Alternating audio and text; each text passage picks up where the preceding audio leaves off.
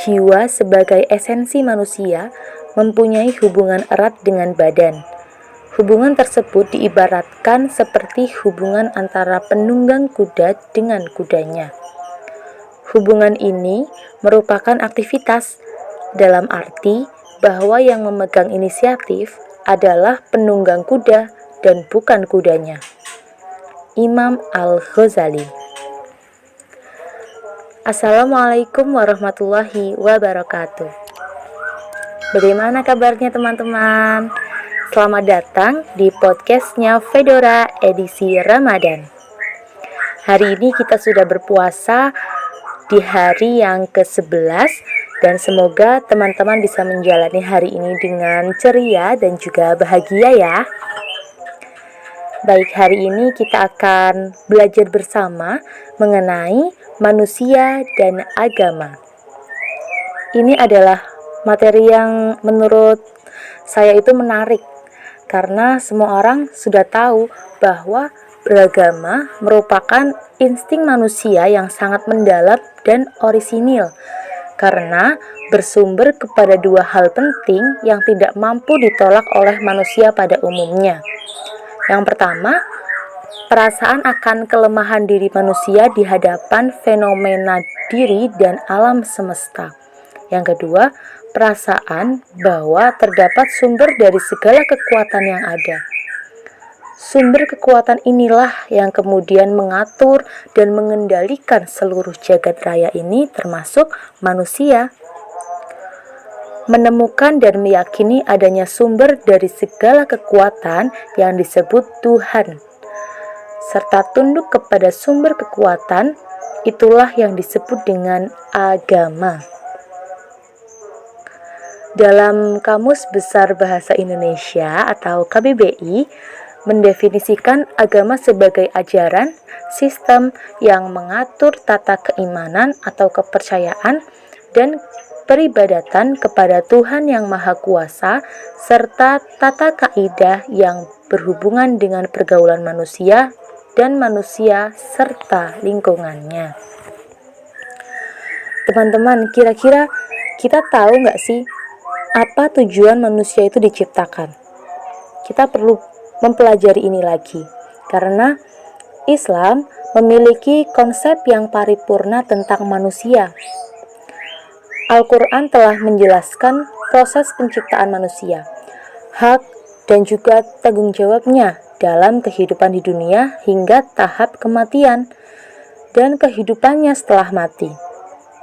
Secara sederhana, siklus manusia di dunia dirumuskan dalam satu kalimat.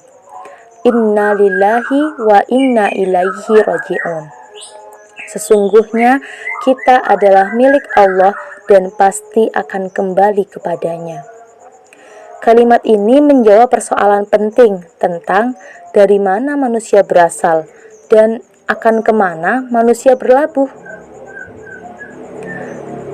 Kita perlu tahu bahwa tujuan pertama manusia diciptakan adalah untuk beribadah, mematuhi setiap perintah Allah dan menjauhi segala larangannya. Sebagaimana firman Allah yang berbunyi, A'udzu billahi minasy syaithanir rajim. Bismillahirrahmanirrahim. Wa ma khalaqtul jinna wal insa illa liya'budun.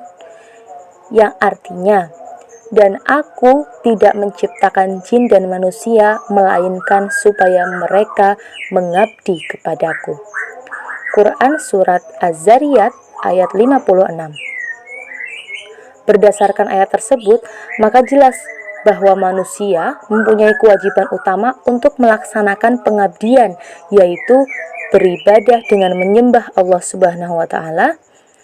Dan kita harus ingat, ibadah di sini dalam arti luas maksudnya tidak hanya ibadah ritual seperti sholat, zakat, puasa, haji, dan lain sebagainya. Tersenyum untuk saudara seiman juga termasuk ibadah. Bahkan menyingkirkan diri Menyingkirkan duri di jalan saja bisa menjadi ibadah apabila semua hal yang kita lakukan adalah untuk Allah dan semuanya kita lakukan dengan niat lillah atau karena Allah. Kemudian, agar setiap aktivitas kita bernilai ibadah, maka Allah menjadikannya sebagai pemimpin di muka bumi atau khilafah fil ard. Sesuai firman Allah dalam Quran surat Al-Baqarah ayat 30 yang artinya, "Ingatlah ketika Tuhanmu berfirman kepada para malaikat, sesungguhnya aku hendak menjadikan seorang khalifah di muka bumi." Khalifah yang dimaksud ialah Allah Subhanahu wa Ta'ala memilih manusia untuk memimpin dan mengelola bumi beserta seluruh isinya. Ia harus bisa mengemban amanah, baik terkait dengan hukum, pengelolaan, dan tugas-tugas yang lain. Tugas ini tidak diberikan kepada makhluk ciptaan Allah yang lain, baik langit, bumi, matahari, maupun hewan, karena manusia merupakan makhluk terbaik yang mampu mengemban tugas ini. Dengan dua tujuan ini, maka jelas bahwa kehidupan kita di dunia sejatinya hanyalah bercocok tanam dan akhirat adalah tempat memetik hasilnya. Teman-teman, kita juga perlu tahu nih, bagaimana sih proses penciptaan manusia? Setelah kita mengetahui tujuan mengapa manusia diciptakan oleh Allah, maka selanjutnya, bagaimanakah proses penciptaan manusia itu? Tentunya, proses penciptaan makhluk Allah yang paling mulia telah Allah jelaskan pada pedoman hidup manusia, yakni Al-Quran. Dalam Al-Quran, Allah telah menjelaskan kronologi kejadian penciptaan manusia, mulai dari bahan baku penciptaannya, proses pertumbuhan dan perkembangannya dalam rahim ibu, hingga manusia dimatikan dan dibangkitkan kembali dari kematian itu. Firman Allah Quran surat Al-Mu'minun ayat 12-14 yang artinya, "Dan sungguh kami telah menciptakan manusia dari saripati atau berasal dari tanah. Kemudian kami menjadikannya air mani yang disimpan dalam tempat yang kokoh yaitu rahim. Kemudian air mani itu kami jadikan sesuatu yang melekat, lalu sesuatu yang melekat itu kami jadikan segumpal daging. Dan segumpal daging itu kami jadikan tulang belulang. Lalu tulang belulang itu kami bungkus dengan daging. Kemudian kami menjadikannya makhluk yang berbentuk lain. Maha suci Allah, pencipta yang paling baik." Masya Allah, segala sesuatu telah Allah perhitungkan sedemikian rupa. Hingga saat ini, kronologi yang telah Allah jelaskan tersebut tidak terbantahkan dan telah terbukti secara ilmiah dalam ilmu kedokteran. Allah Subhanahu wa Ta'ala menciptakan manusia melalui dua tahap. Pertama, menciptakan jasadnya, kemudian meniupkan ruh ke dalam jasad itu.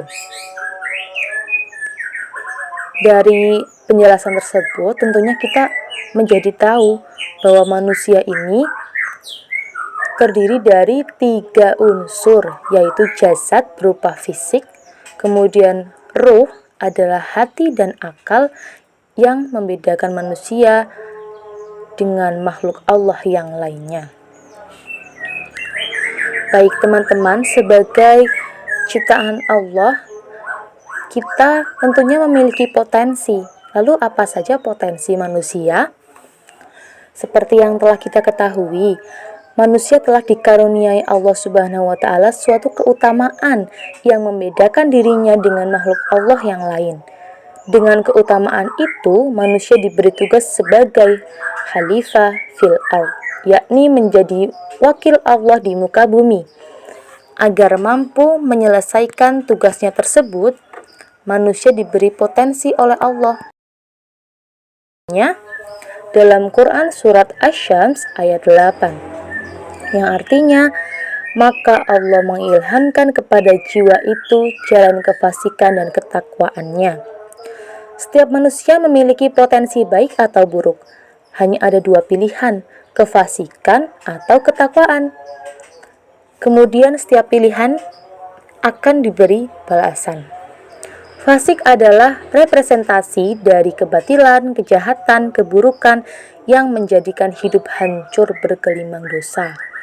Sementara takwa adalah representasi dari kebenaran, kebaikan, dan keindahan yang bonusnya adalah pahala yang tiada terkira dan dapat membawa kita bahagia ke surga.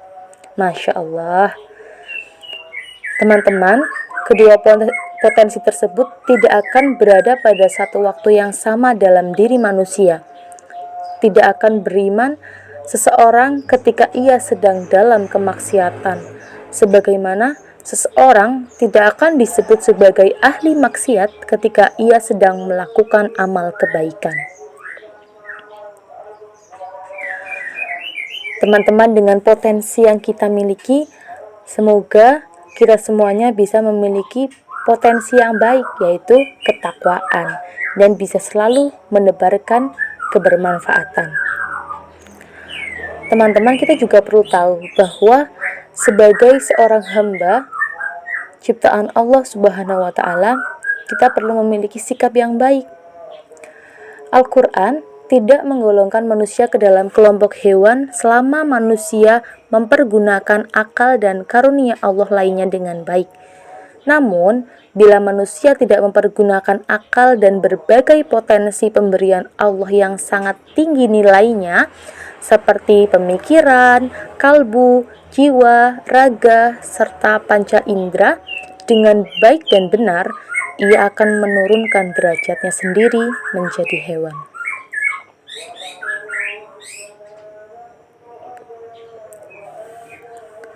Sikap yang akan dimiliki manusia juga telah Allah sebutkan dalam firman-Nya dalam Quran surat Fatir ayat 32, yang artinya, lalu di antara mereka ada yang menganiaya diri mereka sendiri, dan di antara mereka ada yang pertengahan, dan di antara mereka ada pula yang lebih cepat berbuat kebaikan dengan izin Allah. Ada 3 golongan. Yang pertama, yang menganiaya diri mereka sendiri, yang kedua yang ada di pertengahan, dan yang ketiga yang lebih cepat berbuat kebaikan dengan izin Allah. Ketiga golongan ini juga diungkapkan Imam Al-Ghazali dalam kitab Minhajul Abidin, bahwa kategori zalim yang paling merugi karena dahulu semasa dunia mereka banyak memperturutkan hawa nafsu, berbuat dosa pada Allah, berbuat dosa kepada sesama, serta enggan bertobat. Astaghfirullahaladzim.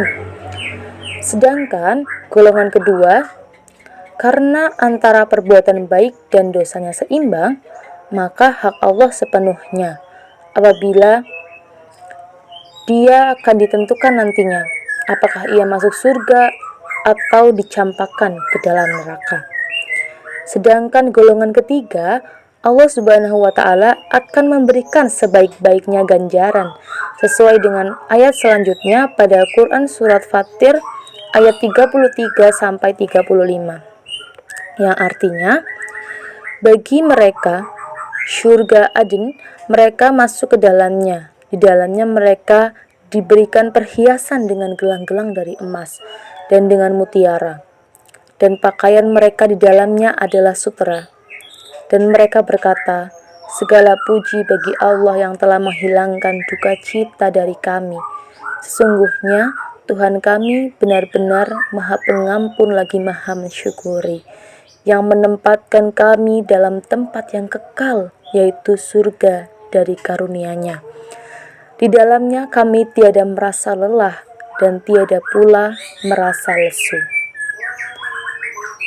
Jadi teman-teman, sebagai manusia yang telah diciptakan Allah Subhanahu wa Ta'ala dengan sebaik-baiknya dan mendapatkan tugas yang mulia di muka bumi ini, maka mulai sekarang sudah saatnya kita untuk menjadi muslim yang baik menurut Allah, bukan hanya sekedar muslim KTP.